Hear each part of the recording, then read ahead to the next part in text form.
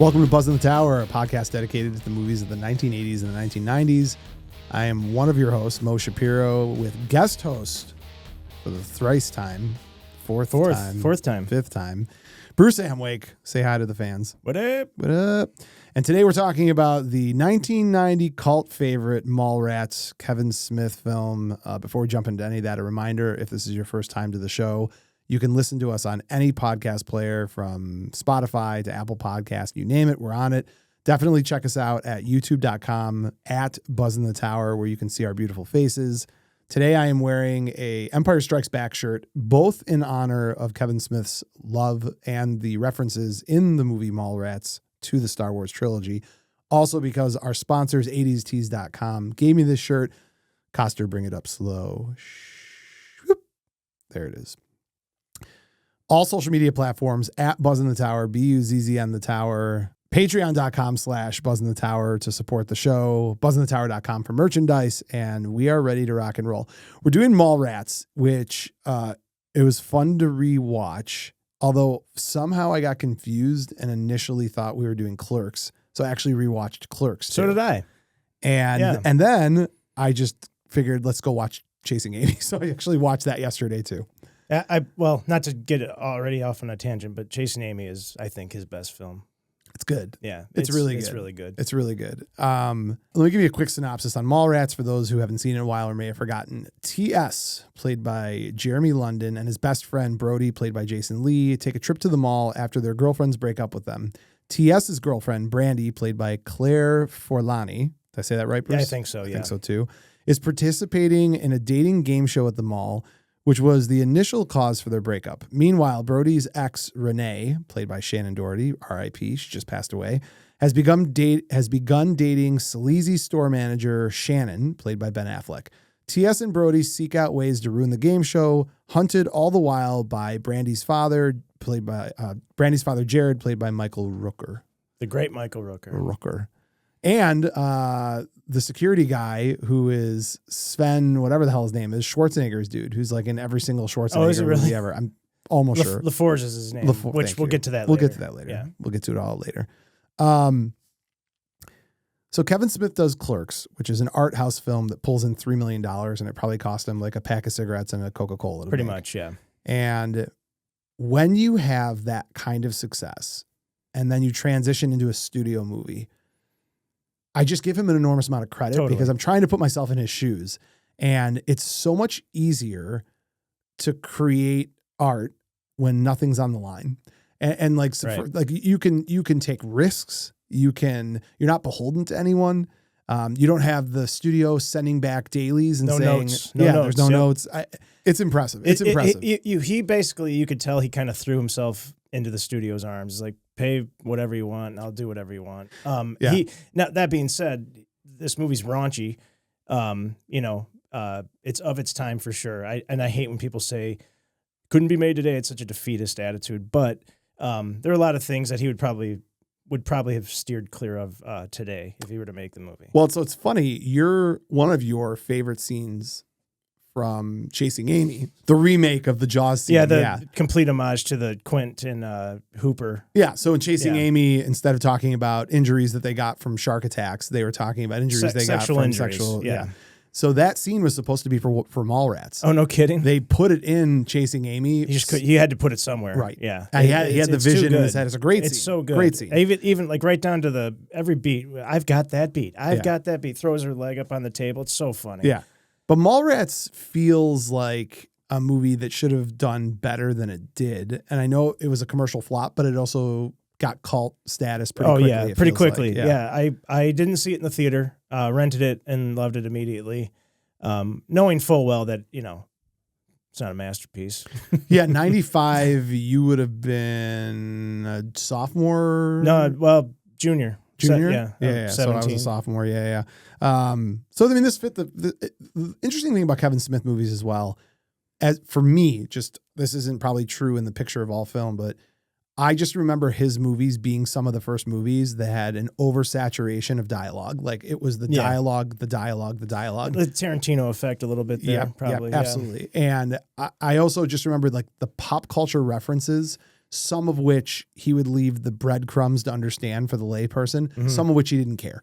Right. Like he would just, they existed. And he's like, if you've never seen Jaws, you're not going to get this joke. Right. If you've never seen Star Wars, if you don't know anything about Marvel and comic books, and there's this almost unforgiving nature for Kevin Smith where he's just like, I'm okay with this. I'm making, it's funny. It reminds me of the thing I enjoy most about our friend group is there is a unapologetic throwback to inside jokes that we do. Yeah. Now we'll do it when it's just us, but if there's other people around too, we don't really slow down much. No. We just are like, yep, if you get it, you get it. If you don't, you don't. Yeah. Move on. I think that's what he struggled with going from Clerks to Mallrats is that he could do that and lean in heavy in Clerks.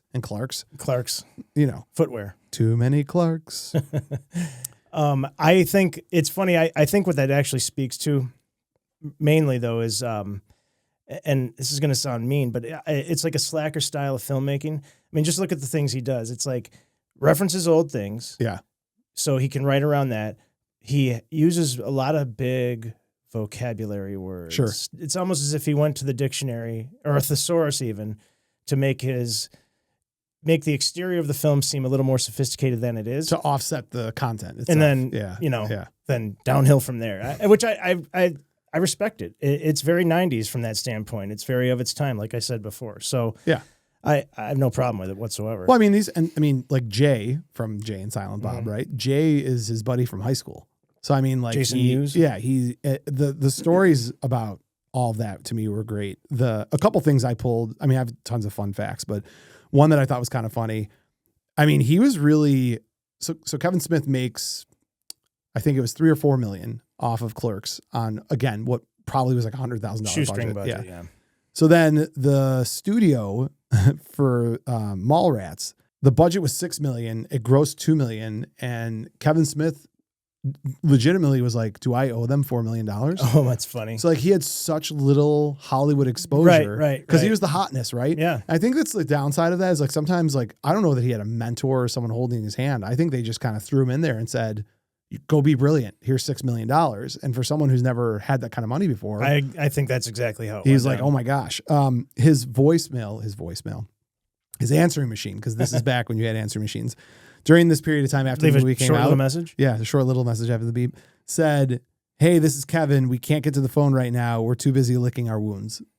After Mallrats. Oh, that's funny. Yeah, I mean, he's got that self-deprecating. Yeah, no, he's had weight problems. He's always. Have you seen him now? Oh, he's like 105 pounds, but he's always never slow to make fun of himself for being overweight in the past. Yeah, so he's self-deprecating for sure. I thought this was kind of funny.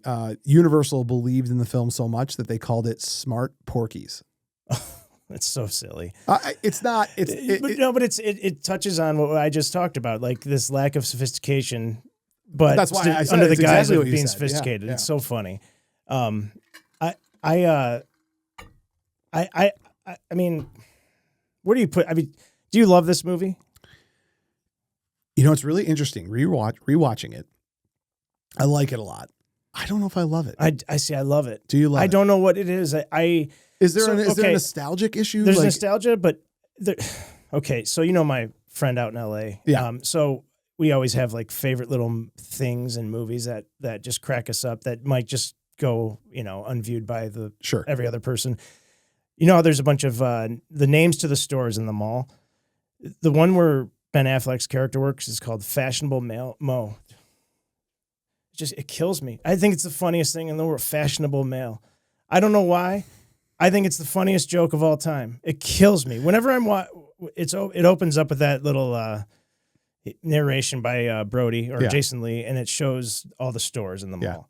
And it goes to Fashionable Male. I'm just like, oh my God. It's funnier than Rug Munchers, and it's funnier than the more grotesque ones. Yeah. I don't know why. That kills me. When you rewatched it, did you watch the theatrical release or did you watch No, but I've watched it. Okay. I watched the theatrical release. The original one is weird. Well, and it fills in a lot of backstory, but he hates it. Kevin Smith hates terrible. it. The studio made him do it. So it explains why TS, hates her dad. Yeah. It gives like a back history. And he's like, I didn't like that. It's so funny to me because there's such a consistency in the type of meddling that studios do. Totally. It's always the same narrative. People aren't going to get this. It's too dark. like need more backstory, Right. or it's moving too slow. And then these like incredible, like I would say if you're a filmmaker that nothing would feel worse than you have this vision and you have this movie and you have this thing you want to do and you allow too much interference and then it fails, because then you have to question whether the failure was a product of your original idea or the interference. It's got to be exhausting. Yeah. I mean, it's not, being a director really almost has more to do with putting up with that type of nonsense than it does your talent. It's I think the director is the president, if you will, of like of that small country. Good analogy. And like their job primarily is just to keep the peace and keep things moving. Yes. And then the great ones can do stuff, but it's tough because you got to have the house in alignment and the everything. You know, Right. There's a bunch of people that wanted to get into this movie and that auditioned for this movie, and it's kind of funny how they did or did not end up in the movie. So Reese Witherspoon wanted to audition. She pissed off Kevin Smith. Heard about that. Yeah. So apparently, have you seen SFW? Gosh, I don't remember. So I never even heard of it until I had heard about this fact. So Reese Witherspoon was. Oh, I was thinking of PCU. No, I have not seen SFW. So she made some comment about how, I think a very benign comment. She wasn't doing it to be crappy, but she's like, "Oh, I saw Clerks. I was in a movie just like that too, called SFW." Because in that movie, she spends time in like a convenience store, and like Kevin Smith was like offended by this. I can see why though. You know, he just made Clerks. Yeah, it's this crazy big success. He's getting studio money thrown at him, Right. and he's got this diva. I'm sure in his eyes come at him saying some nonsense. So. Kevin Smith did not know who Ben Affleck was. Really? And yeah, when they brought him in, they said, "Oh, he's O'Banion in Dazed and Confused." He read for TS, which would have been terrible. Yes. But Kevin Smith immediately was like, "Oh, he's perfect for Shannon," Yeah. which he is. Ben Affleck, rewatching Chasing Amy, and also putting that alongside Mallrats. He has got the most like creep Total date that's frat. He's called feel. that in the movie. Like, but he has that vibe down. Indistinct. Like I almost can't watch him now and anything else, having gone back and watched that without being like, God. Yeah, it's in particular in Chasing Amy, like I'm like, this feels like it's really him. This feels like I'm watching who he really is, which is, I'm not indicting him. It's probably more of a compliment to the acting, but like well, he's also a little chubbier back then, Yeah. and he's not. I mean, he's sharpened his looks over the years. Yeah. So, you know, perspective is everything. If he was a 10 back then, it would have been like, oh, he's not so bad. do you know, did you ever watch, there was I'm going to butcher this. I think it was like an HBO made for TV movie. You know, like it wasn't like the ones that are on ABC and NBC. It was like an HBO version of like a made for TV movie. Okay. It's with Ben Affleck and it's about the use of steroids in football. I've not seen this. It is absolutely incredible. It is you have to find it somewhere. Right. It's got to exist somewhere. I've seen Voyage of the Mimi. I love that. I can't. It's so offensive. I was going to do it. Don't do it. Don't do it. But in this movie, he's a football player and he really wants to like start. So he starts taking steroids and like he gets bigger and bigger in this movie. And then he like roughs up his girlfriend because he's roid raging. Oh my gosh. It's incredible. It's incredible. It's like The More You Know. One of those like. Oh my God. Yeah, I have to dig it up and find with HBO money behind it, right? I think it was HBO. I feel like it was HBO, but this is 100 years ago. So Kevin Smith thought this was the end of his career. It was a career killer. Yeah, didn't he kind of disown this movie because of all the backlash? I don't remember him. I mean, he might have. I don't think he leaned into it. That's an abstract. I mean, you don't disown, but I think think his voicemail was apologetic. Well, yeah, exactly. So in Clerks, and I feel like I read this in a review somewhere. Clerks is just like it's not much action. It's set pieces, people, all dialogue. They're all dialogue, sitting in the counter. The only like high action in the movie is the hockey game, but even that's in like a space the size of this room. It's not even a full hockey arena, if you will. So, just comparing that to that of Mallrats is like so many like Sorkin walk and talks go on in Mallrats. Like it's constant movement. They're walking around talking constantly. So it's almost as if like I feel like the studio probably told them like, listen, there's got to be more action. You can't just have these like dialogue. I mean, the dialogue's fine, but you got to add some action to it too. So clearly that happened. One of my favorite parts of the movie is, and it speaks to this action I'm talking about, when they first meet up with Jay and Silent Bob, and he's dancing in front of the kiddies and stuff, and Silent Bob's trying to move the cigarette with his using the force, and he goes into the like mosh pit dance, and Brodie knows to like brace himself for it. Yep. It's so funny. He's like, it's hilarious. But that's one of the things that I noticed in terms of like what the studio may have thrown at him. So it's interesting. I agree that the studio probably beefed up the production value and the action sequence and everything else. I still felt like he kept the dialogue very saturated. So it didn't pull away from the dialogue. Oh, for sure. Per se. Yeah. It just might have felt like a lot. No, I wasn't trying to say it pulled from the dialogue. Well, because Chasing Amy felt like much less action. For sure. It felt like more of a It was more of a return to Clerks, for sure, man. Yeah. See, that's why it's funny. You can't judge movies right away sometimes. I mean, everything that's particular to that director over the years, it's fun to watch. Listen, art in general. I mean, as you age, your perspective changes on everything. Movies are art. So when you look at those 30 years later, like this one, it's, of the time, it's very of its time. But with regard to his entire filmography, I don't know. I think it's one of his better films. Honestly, even though there's better ones out there. Yeah. No, I don't disagree. I just, in rewatching it, like I said, I actually can attribute this to the fact that like I like Kevin Smith. I don't love Kevin Smith. Like I like more of a balance between dialogue and action. I'm not a heavy dialogue guy. So that's why, even Quentin Tarantino. Right. I can appreciate Kill Bill is my favorite Tarantino stuff because it's enough action to offset it. I found out some interesting stuff. Coster, you're going to have to beep a lot of this. So just be prepared with the beep button. So Snoochie Boochies. Jay's signature catchphrase in this movie. It's established in this movie.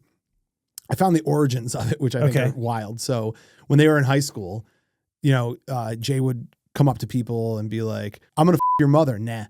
So the nah at the end was a way to make it clear that he was joking, so they didn't get punched. And then nah went to nooch, like I'm gonna your mother, nooch. No kidding. And then that went to snooch, and then it just grew and grew and grew to the point where he could be like, "I'm gonna your mother, Snoochie Boochies." Oh, that's hilarious. So that's like the origins of some of these terms for them, which are funny. Lots of F-bombs for you to block out there, so that'll be fun. The studio, speaking of interference, the studio did not want Jay played by his buddy. I know. And they had to fight for him. And they pushed Seth Green. Yeah. Which he was on call, as a matter of fact. If things didn't work out with Jason Mewes, Seth Green was he was like satellite, ready to fly in. That's so funny to me. So in the 1995 film Mallrats, you have a cameo by Stan Lee, which at the time I think may have been his second cameo ever. And we weren't obviously to the place in Marvel where this happens all the time. So in this, he is talking to Jason Lee. He's playing Stan Lee, giving him advice about, the importance of life and never let that one woman go, et cetera, et cetera. Fast forward to 2019 when Captain Marvel came out. And if you remember in that movie, I think it takes place in the 90s because she falls, there's like a blockbuster and all that stuff. So in the train, when she's walking through the train, she sees Stan Lee for the classic Marvel cameo. He's reading the Mallrats script and practicing his line, "Trust me, true believer." I think that's about as cool of a throwback as you can get. It's pretty good. Yeah, I remember when I was in the theater, I saw that and got pretty excited. Yeah. Snoochie Boochies, nah. Jenny McCarthy and Jennifer Love Hewitt both auditioned for the film. McCarthy didn't even make it out of the office before Smith began laughing at her audition. I actually think both of them would have been incredible in this movie. So who for which part was she reading? I don't know. I assume at the beginning they were doing dual readings. Like it could have been for both of the female parts. It could have been for Shannen Doherty's part or for the lead girl. Joey Lauren Adams. Thank you very much. Or Claire Forlani. It could be. Could be. I don't know, but in any case, like I think I would have loved to have seen. Do you remember? I mean, she was very saucy at the time, Jenny McCarthy. I mean, that was her role. She was on that one lip sync show or whatever. No, on MTV. I can't remember the name, dating show. I can't remember what it's Doesn't called. matter. Either, but I mean, she had this reputation for being like. Do you remember her in Basketball? Oh yeah. She was so funny in Basketball. Yeah, no, she's great. She's married to a new kid. I know, Donnie, right? Donnie Wahlberg. Donnie. We were talking about Clerks or the View Askew universe, if you will. That's Kevin Smith's production company. Mm-hmm. And there's a lot of connections through all of them. Obviously, like I don't want to get into all of them, but many of his movies on down the line have repeating characters, repeating references, things of that nature. So in the beginning of Mallrats, after the opening narration and montage, TS is going to pick up his girlfriend to go to Florida. And he gets in the driveway, and she tells him the story about how Julie Dwyer died while swimming in the pool the night before. Mm-hmm. So do you remember in Clerks when they go to the funeral? Yes. That was for Julie Dwyer. Oh, okay. So Clerks and Mallrats takes place in the same day. Yeah. Which is pretty fun. Yeah, that is really cool. Just for I didn't realize that. Yeah, for movie nerd stuff. No, Snoochie Boochies. Snoochie Boochies. It's interesting because there are people that get bothered by that. I love the trailing Easter eggs that tie films together like that. I always find that to be kind of fun. It's funny because look at how Marvel is. That's all Marvel is. And this is kind of like a preview of what Marvel was going to become. I'm not saying Kevin Smith is responsible for the MCU or anything like that, but he definitely, they're copying him. So he must have been doing something all the way back in the 90s. So you and I were talking about the 1995 movie Mallrats the other day, and you had mentioned or started to mention all of these tips of the hat to all of the different films that are not Mallrats. And so go ahead, give me a list as best you can. I think, just off the top of my head, there's Brodie Bruce, which is Jason Lee's character name. Brodie was the name of Roy Scheider's character in Jaws, Chief Brodie. Bruce was the name of the shark, the mechanical sharks on set for Jaws. That's the nickname they were all given. Okay. So you got Brodie Bruce. You got T.S. Quint, which is London's character. Quint was obviously the shark hunter in Jaws. My favorite is the security guard, who's after them throughout the entire movie in Mallrats. LaForge is his name. Now, although it's spelled differently, LaForge is a direct nod to Butch Cassidy and the Sundance Kid. The head of the posse hired to track down Butch in Sundance was named LaFleurs, and he actually wore a white hat too, so you could see him in the distance when they're chasing him. So two authority law figures, both named LaFleurs. So Kevin Smith is really giving a nod to classic film. Plus in this movie. all of the Star Wars all the Star Wars and the Marvel and the DC, yeah. everything. He combines it all. Love it. And 95, this came out. Batman 89. And then Batman Returns was 92? Yeah. So that's still kind of fresh in the zeitgeist. So all the Batman references in the movie were really fun at the time. Oh, yeah. Because they're still fresh in everybody's mind. Yeah. So where does he get those wonderful... where do you get... Yeah, and then boil it down to even like Ben Affleck, who later ends up playing Batman and Bruce Wayne in a few handful of the Batman movies. Well, then there's the 90210 tip of the hat when Shannen Doherty walks by and he says, Shannon? Brenda. Oh, damn it. I screwed that up. Yeah, I totally blew Brenda, it. you and he punches him. I'm done. I'm going home. I ruined the podcast. That's okay. It's not. It's okay. Where's Max? Come on in. It happened. It happened. Yes, said Brenda. Brenda. I guess that was unscripted. It was. And she punched him, like not out of true anger, but just kind of like for whatever. She played along with it nicely. There's a movie with Jason Sudeikis and Jennifer Aniston where they are pretending to be a family. We're the Millers. Yeah, We Are the Millers. And there's a scene, it's on their blooper reel where they're... The Friends song? Yeah, where they're listening to music and they play really the Friends cute song and you watch her reaction to it. It's really funny. Yeah, it reminds me of this as well. That's a good movie. So to your point about the timing of this and how you have like the Batman references, 90210 was like peaking in the mid 90s. So this is a huge deal, having Shannen Doherty on there. And she was great. That's a different conversation for a different time. But like she for sure had the best acting chops of anyone on that show. Of 90210? Yeah. Yeah, I kind of like Luke Perry a little bit. You would like maybe Luke I just had a Perry. crush on him. Yeah, I can't. That's all right, dude. It's hard to say. Keep it yourself. This is my Luke Perry shirt. Mo opened up the show talking about his Star Wars referencing the movie Mallrats. I'm wearing a shirt that I think I wore in the 90s and still think I look good in. So you don't. I definitely don't. So no, I'm a disaster. There you go. Yeah. Good. Pull it together. Oh. That's speaking of which, unbelievable. I'd taken it off mute to listen to that clip. Okay. Well, with all that being said, favorite scenes in the movie.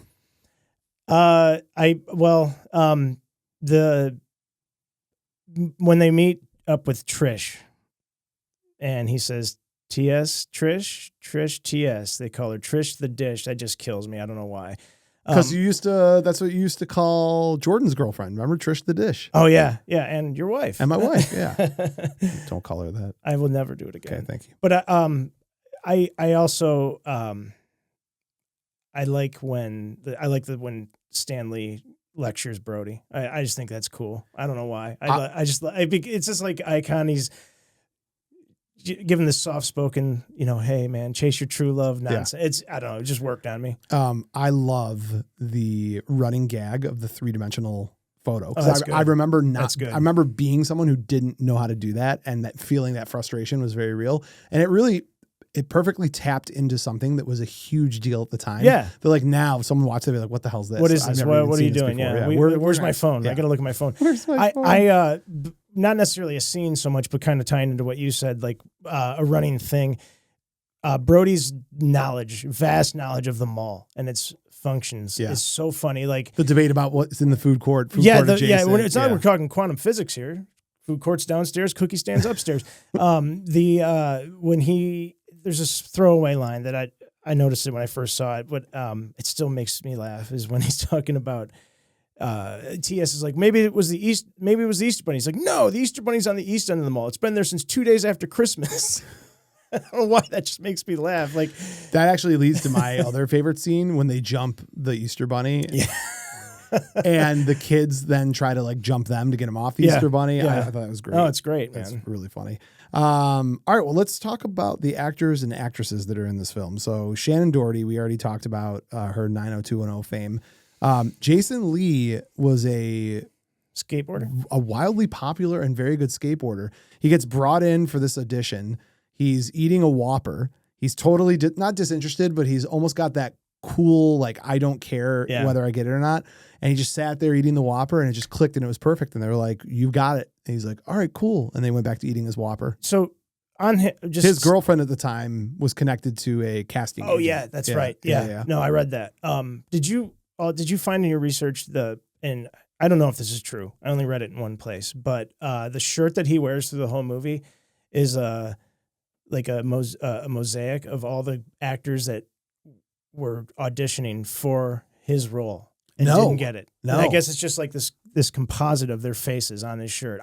It's funny because I read that recently, just researching for this podcast, and I always assumed it was just a skateboarder thing, like it was some sort of inside baseball skateboarding whatever logo. And I had no idea. But if that's true, I think that's great. That's really funny. Yeah. I'm sorry. I want to talk about another thing. We're good. There's no rules here. The stink palm is pretty wretched. How does that not make you gag? It almost makes me gag. No, it makes me gag. It's right, gross. good. But just making sure. It's just like he just goes through the rest of the movie with his stinky hand, man. Yeah. It's just pretty bogue. It's really gross. Everything behind it is really gross. Yeah. I still watch that and I just see like all the chocolate. Oh. It makes me it grosses me out. Nasty. So I would make the argument that the most famous actor in the entire film is Sven Olthorsen, who plays LaFleur. LaFleurs. Yeah. I mentioned to you that he was like Schwarzenegger's stunt double and buddy and like worked out with him. Can I just read you the movies he's been in? Sure. I'll do it quickly. I'll just do the movies that are important to me. Conan the Barbarian, Conan the Destroyer, Red Sonja. I'm sorry. Is he an actor in these movies or a stunt person? Actor. Okay. Acting roles. Yeah, acting roles. Acting? Let me start over. Conan the Barbarian, Conan the Destroyer, Red Sonja, Raw Deal, Lethal Weapon, Predator, The Running Man, Overboard. He was the bouncer in Overboard. I love how you threw Overboard after all those action movies. It's so funny. Overboard's an action. He was Richard Dawson's like right-hand man in Running Man, wasn't sir. he? Yeah, absolutely. Okay. Yeah. Twins, Red Heat, Pink Cadillac, The Hunt for Red October, Terminator 2 Judgment Day, Lethal Weapon 3, Last Action Hero, Hard Target, and what is his most recent? I think he was in 13th Warrior, but don't quote me on that. So is he just an actor or does he do stunt? You said he was a stunt double for Schwarzenegger. Yeah. Did you misspeak? I may have misspoke. And okay. I think he was, but I think he was more Schwarzenegger's like trainer. He like worked out with him. But like in Predator, he was the cabinet minister that I think Schwarzenegger threw the knife in and said, stick around, who was like inside. Oh, Eraser. Mallrats. So Mallrats happened in 95. Everything I listed was before 95. So I love that they took this, like, in my mind, iconic wash, rinse, repeat figure from almost every action film that I've ever loved. No, and they threw in Mallrats. It's pretty wild. Yep. 13th Warrior, the would-be king. I haven't seen that. It is a unliked movie that I love. Like, a lot of people don't like it. Oh, End of Days. Another Schwarzenegger film. Next of Kin. Ooh. Oh, Gladiator. I love Next of Kin. Don't you ever? He was in Gladiator? Yeah. Yeah. He was Tigris. No, sounds like a character. It's one of Thundercats. the worst Best Picture winners of all time. It's They're not. making a sequel. It's made. I don't even dislike the movie. It just, I mean, Traffic's better, but we don't have to get into that right now. No. I know how you feel about Traffic. I've still never seen Traffic. You have. You just don't remember. Never seen it. You have. Nope. Never seen it. And we never did. Any other characters you really want to hop into and talk about? I do like all of. Well, I mean, Mr. Svenning, Michael Rooker is pretty awesome as a villain. The bald head, which was not intentional. I guess they dyed his hair gray and it didn't look good, so he just shaved his head instead. But it gives him a more menacing, villainous look that I think worked in the movie because the movie's basically a comic. It follows a comic book structure, so you have to have this like grotesque looking villain, and the bald head really works. It's a Lex Luthor vibe, kind of. But just he's such a butthole. He's so awful. He's just not a good person at all, and it's comical. It's so over the top, like what an unlikable guy he is, that you're just rooting for him to fail. The whole for movie. sure, It's so for funny. sure. Him and Affleck, right? Like, yeah. They do a great job. And in that regard. Where does Affleck work? So it's one of the funniest jokes, like silent jokes or whatever of any movie ever. It's so good. It's fashionable male. Fashionable male. I love how much you love it. It's so good. Oh, it's so stupid.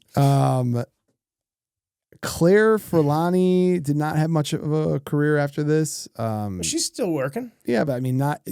She's in a really good movie called Green Street Hooligans. Check it out. What's it about?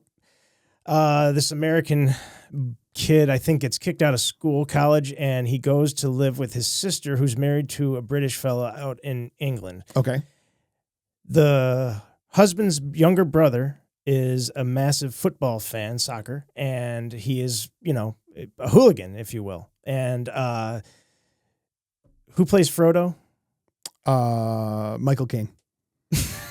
No, Frodo in the Lord of the Rings. I know movies. you're talking about. I can't think of who it is. I can't either. Anyway, that guy, he's the main character. He goes over there and he's kind of a wimp, and he becomes hardened by the husband's younger brother, and he becomes part of this like hooligan pack for this particular football team. And it's sad. I mean, really sad stuff happens in the movie, and a lot of fighting. It's good. I think it's called Green Street Hooligans, but I think it's now just called Green for some reason. Movie titles change sometimes, and so that's a really, really good one. She's also in not a great movie, Meet Joe Black, which I wasn't. A huge the movie's fan of like 2.5 hours long, and it has like 5 scenes in it. Like each scene is 45 minutes. Totally jumping around, but you know who I forgot was in Chasing Amy is Matthew Damon. Yeah, Snoochie Boochies. Yeah. He and Brian O'Halloran, who plays Gil Hicks in Mallrats, and he's Dante Hicks in Clerks. He and Matt Damon they want to like, make the cartoon. Yeah, they want to make the cartoon. Snoochie Boochie. It's so silly. Joy Lauren Adams. Again, I'm not knocking her career. I'm just surprised it wasn't a little bit bigger than it was. She's great in Almost Famous. She was great in. She was not in Almost Famous. Dazed and Confused. Yes. She's great in Dazed and Confused. She's great in Mallrats. She's had parts here and there. She played Jennifer Aniston's sister in The Breakup. Which is a dark movie. Yeah, but it's good. I actually like it. It's a really dark movie. Yeah. So again, so you brought up Dazed and Confused. Big Daddy. She was in Big Daddy. Yeah, she was good in that. Dazed and Confused, there's a lot of connects. So which London is in this movie? They're twin brothers, Jason and Jeremy. This is Jeremy London, I think, right? So, yeah. So his twin brher is in is in Dazed and Confused. Joy Lauren Adams is in Dazed and Confused, and Ben Affleck, like you mentioned earlier, is also in Dazed and Confused. So there's that weird 90s connection. Yeah. Because those are the new Brat movies Pack, of the 90s. right? Yeah, well. Just don't call them that. They'll freak out and do a expose on it in 20 years. All right. Any other characters you want to cover before we slide on over to the you-know-what with the you-know-who? Do you remember when Jason Lee's character Brodie finds out that Stan Lee is at the mall, or he goes and sees the line at the comic book store, and he's like, "What the hell's going on here?" Blah blah blah, and he gets in a fight with those guys, and he goes, "Why is there a line in the store?" And the guy who just happens to be in line, or he's the manager of the store or something, goes, "You got to ask me nicely," which is an homage to A Few Good Men with Jack Nicholson. I just thought that was funny. What I like about Kevin Smith is he gives the throwaway lines to minor characters. Yeah. But so they can have their moment. Yeah. It's fun.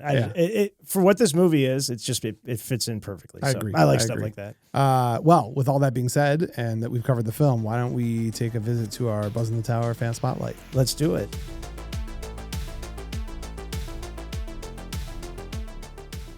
Bruce, this week's Buzz in the Tower fan spotlight is Tom. He is the manager at Skeeps, and Max didn't think I would remember who he is, but at Max's wedding, when I got to guest bartend and was handed a scorekeeper's polo, it was by Tom himself, who is cut in the very same jib as all Skeeps managers.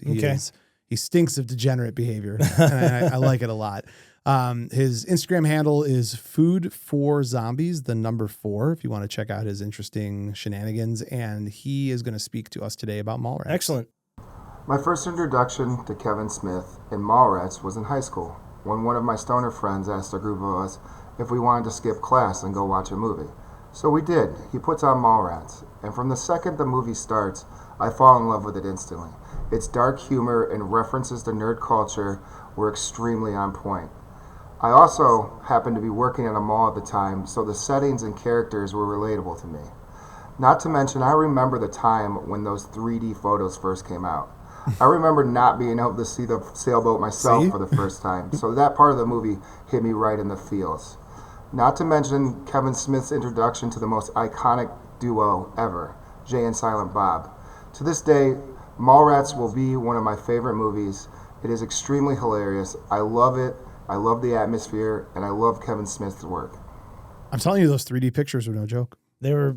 I still can't see them. Yeah. Yeah, I can't. Wow, I just thought of something as we were listening to Tom. Great job, by the way, Tom. Yeah, Thank that was you. good. So once again, I'm referencing the opening narration, but done by Brodie. And he's talking about his cousin Walter, and how he's got the gerbil, blah, blah, blah. Yeah. Okay. He later... And later in the movie, he talks about the Walter again and the plane when he's on the dating show. But in between those two moments, when they go to the flea market to hide out, he and TS is like, "Why are we here?" He goes, "People love me here." And he goes, "Hey, Walt." And the guy goes, "Brodie." Is that Walt? I'm sure it's no. Walt. Is that Walt hanging out? So it's just kind of. I wonder if that was just like lazy writing, like he forgot to use the name Walt already. But so do you remember in Almost Famous? You just remind me of this when they thought the plane was going to crash and they all started telling their truths. Like there's an interesting parallel between that and Clerks as well. And then Mallrats. So thank you very much, Mallrats. It's also funny too because Chasing Amy came out in 97. Yes. And Good Will Hunting came out in 97. Yes. Okay. So 97 was a good year for movies. Yeah. Really good. And for graduating high school. But you could see these things all start to merge together with these characters, right? Yes. Like you see the appearance of, Affleck and Damon, and then that sliding over into Good Will Hunting, which is a whole other. I'd love to do an episode on Good Will Hunting. I just feel like one episode wouldn't cover it because there's so much to unpack in that movie. Do two. Utah. Maybe 3. Give me 3. All right. That being said, that concludes our episode on Mallrats. I want to thank our guest host, Bruce, for coming in again. Excellent job, sir. Thank you. A reminder to anyone who's listening or watching, subscribe, leave a 4-star, 5-star, 10-star, whatever. However many stars you can leave it. Apple Podcasts, Spotify, we're on them all. YouTube at Buzz in the Tower. And then don't forget any social media platform, TikTok, Facebook, you name it, we're there. We're kicking butt. The TikTok channel, we just had another one go viral. The last one we put up there the Backdraft one. This picked up about 30,000 views in the past 24 hours. Then that's again at Buzz in the Tower, BUZZ on the Tower.